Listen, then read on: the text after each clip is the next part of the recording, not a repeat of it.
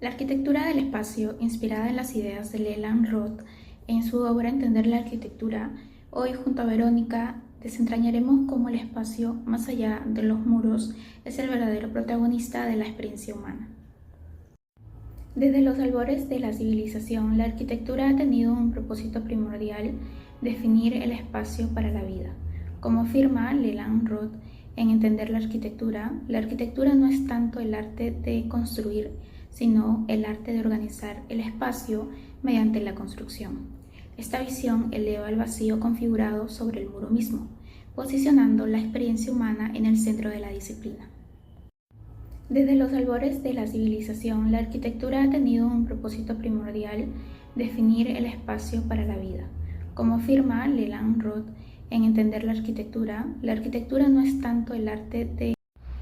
El siglo XX, con sus avances tecnológicos como el acero, el hormigón armado y el vidrio, revolucionó esta concepción. El espacio pasó de ser una serie de compartimentos rígidos a un campo fluido, dinámico y lleno de luz. Este cambio no fue solo técnico, también fue una respuesta a transformaciones sociales. Nuevas formas de trabajo, familias más pequeñas y una movilidad creciente exigieron modos de habitar mucho más flexibles. La arquitectura moderna reinterpretó la relación entre la forma construida y la experiencia que genera. El siglo XX. Un ejemplo icónico de esta fluidez es el pabellón de Barcelona, Mies van der Rohe. Aquí el usuario no sigue un camino preestablecido, sino que recorre un espacio abierto sin direcciones fijas, un reflejo de un contexto político y cultural que abrazaba la apertura, la democracia y la transparencia. Roth distingue entre espacio físico perceptible y conceptual. La Casa de la Cascada, de 1936, de Frank Lloyd Wright, es una síntesis magistral de estas tres dimensiones. Sus plataformas horizontales se proyectan sobre el río, permitiendo que el espacio no termine en los muros, sino que se expanda hacia el paisaje, en armonía con el sitio y en sintonía con el contexto de una clase media alta estadounidense interesada en nuevas formas de vida conectadas con la naturaleza. En contraste de la Casa de la Cascada tenemos la Villa Savoye de Le Corbusier. En ella se veían reflejados los 5 puntos de la arquitectura, que eran la planta libre, ventana corrida, fachada libre, terraza jardín y pilotes. Esto todo fue posible gracias al concreto armado, y todos estos elementos liberaban los muros, lo que permitía aperturas y la configuración de una planta libre que priorizaba la higiene, la eficacia y la luz. Aunque opuestas en estilo, tanto la Casa de la Cascada como la Villa Savoye revelaban la misma búsqueda fundamental: hacer el espacio el protagonista central de la experiencia humana. Ambas obras reflejaban el contexto tecnológico, social y cultural. Para el espacio no solo se percibe, también se moldea. En nuestra conducta, como dijo Winston Churchill, modelamos nuestros edificios y luego ellos nos modelan a nosotros.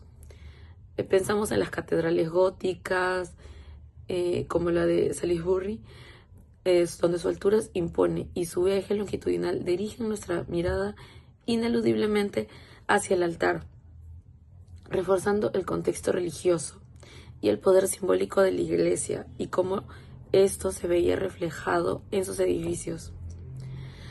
En cambio, los espacios del modernismo, que eran abiertos como los demás, proponen un recorrido libre, reflejando un contexto social, político, que valoraba la transparencia, la movilidad y la libertad de la vida pública. Roth también nos invitaba a reflexionar sobre el espacio positivo y negativo.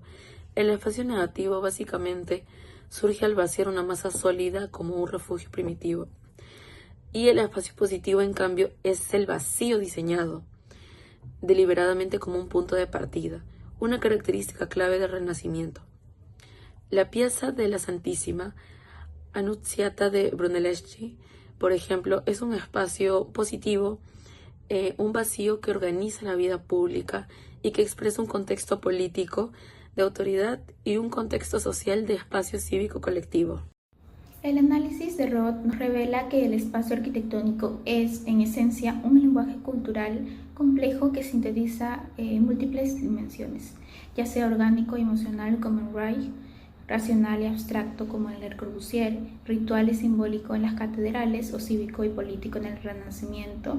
Los espacios de cada época surgen de una intrincada intersección entre contextos teóricos, tecnológicos, económicos, sociales, políticos y también religiosos.